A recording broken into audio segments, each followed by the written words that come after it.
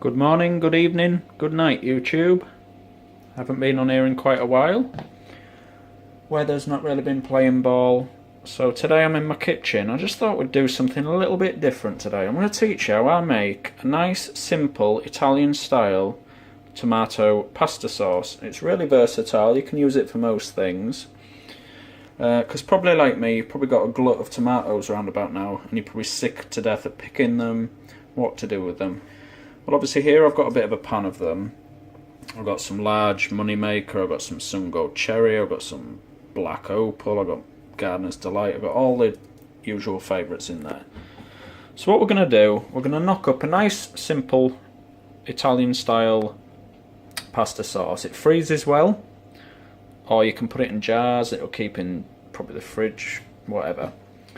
So what have we got here? We've got, what will you need? You need a pan, tomatoes. Now what I've done with all of these, I've cut little crosses in them because we're going to take the skins off them. I'll show you how I'm going to do that in a minute. So we've got a pan, tomatoes, cooking oil. I've opted for olive oil. Some oregano. I've used dried because I don't have any fresh, but if you've got fresh, do use that. Salt and pepper. Some of your best garlic cloves. Hopefully these are homegrown. But if not, I mean, you can buy them. Bit of fresh thyme. You don't have to use that. I had a bit still growing. You could put a bit of dried in there. You don't have to use it. You might just want to use the oregano. Garlic press, slotted spoon, and a bowl of iced water. Very important. Now what I've done, we're now going to skin the tomatoes. I've boiled a kettle, so I'm going to pour the boiling water over the tomatoes, and when I've done so, I'm going to set a timer for around a minute. So I'm going to do that now.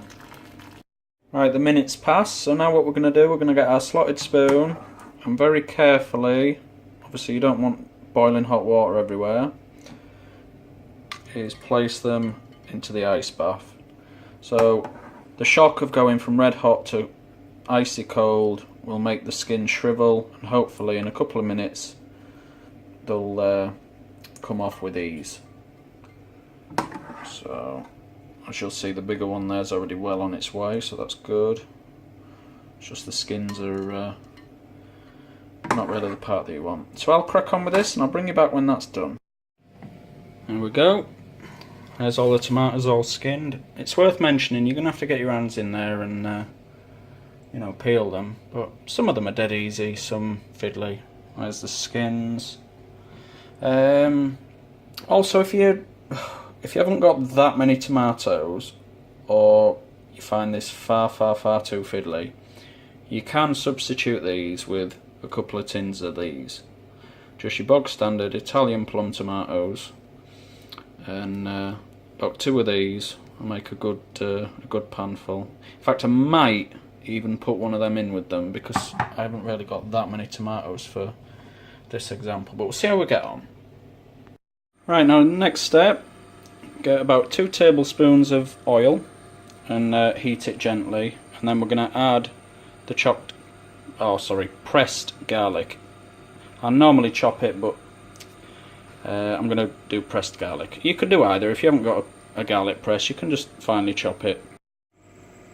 Okay, so now just heat the garlic gently, and at this point you can add dried oregano and the thyme leaves. So I'll do that. That's that done. So now if you give it a good stir. If you do like a bit of heat, you could add a chilli at this point, a whole fresh red chilli. You might want to pierce it with a knife, otherwise it might explode.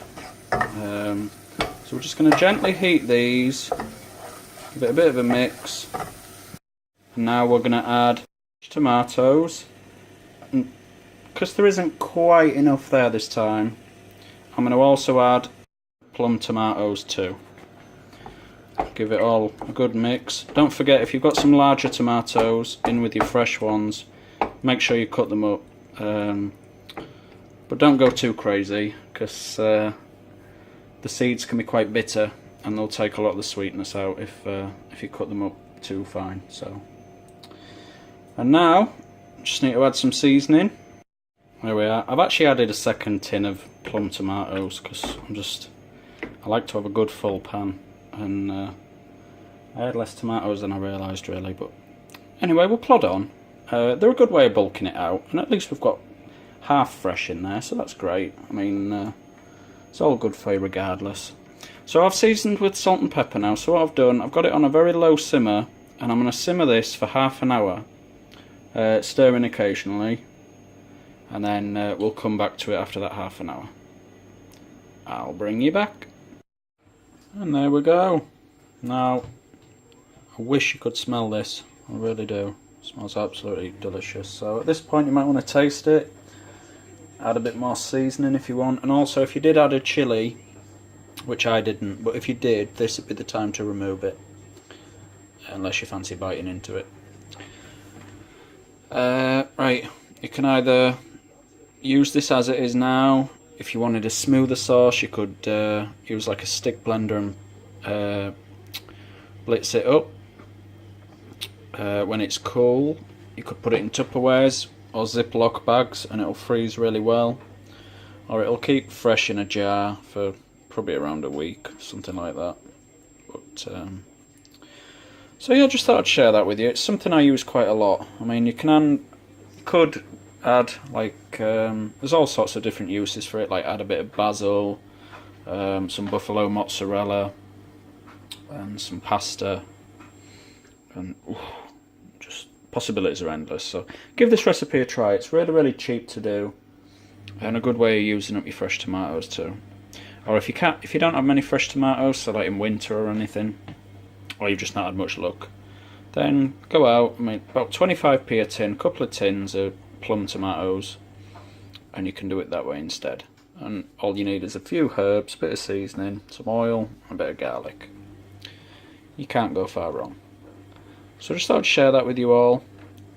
Thank you so much for watching. Hopefully I'll try and do a few more like these, little bits of recipes, because season's getting on now. There's not a lot happening at the garden. So anyway, I hope you've all enjoyed it. Please do try the recipe. If you adapt it in any way, or you've got any constructive criticism, please share it with me. I love reading the comments anyway. If you've enjoyed it, please subscribe and follow our little journey, both allotment and kitchen. So until next time guys, take care of yourselves, happy gardening, happy cooking with your gardening produce. Bye for now.